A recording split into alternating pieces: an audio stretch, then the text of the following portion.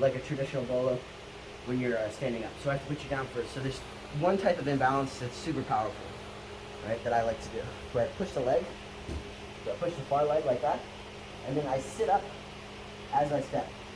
Then I'm going to use my hand here and my collar to bring all your weight onto that leg by shifting this direction. And you see I don't even have my hook in. It's because most of the pulling pressure is going to be from this collar and this grip here. But if I keep the hook in, it makes it extra tight.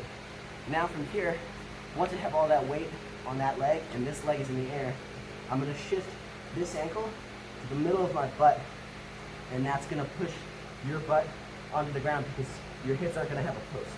Right? So as I go, I push this to the middle, and it becomes deep hiva, and I push you down like this. Once I'm here, I can switch from here to the belt, or I can just keep this. It doesn't matter. Right? But for inverting, you want to kind of go with the momentum. You don't want to stop here. So as soon as the butt hits the ground, you start to invert like this. Okay? Once you're here, I have this rule of thumb where I never let this knee go past the hips, like this. Because if you start to push down, I can get my back taken. Right? Either like that, re-bullet or whatnot. Okay. So I never bring this knee across the belly button like this. I want to keep it kind of like this, with it just wedged on the hips like this. Now this hand comes from here, and it can either grab the far leg or the far hip, right? I like to grab the far hip.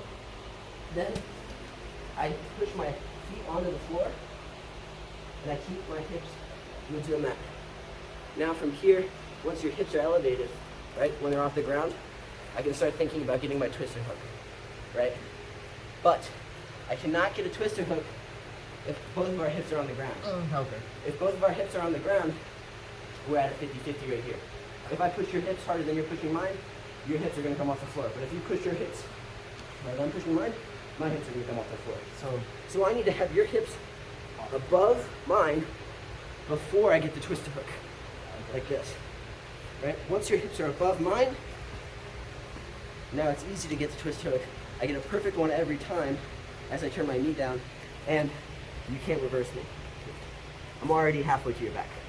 Now, I extend the twist hook, and I can catch the shoulder, or if I'm close enough, I can just reach right for the seatbelt and get my other hand. That's basic, like stack. So if you don't lift my hips up, the one who struggles wins. Yeah, it's just whoever knows the counter. Oh, okay. You know, wins. Because it doesn't take much to surprise somebody and just like, you know, launch your hips forward and do a first bolo. Like if you know how to do a regular bolo? You know? Okay, so like if you get in double pull, if I bolo you like this, right? And I'm being lazy and I bring this hip across, right? Like this. You can bring this knee. Yep. Behind. You're gonna stay. Just bring it. Oh, just bring it behind, and you can actually start to get a twisted hook yourself and start to take my back. If I don't know what I'm doing. But if I know what I'm doing, right, when it comes to bolos, I push, okay? As I invert, my knee doesn't go past your hip. Now there's no way for you to reverse here, right? Now I'm super glued to you, and there's no way for you to reverse me.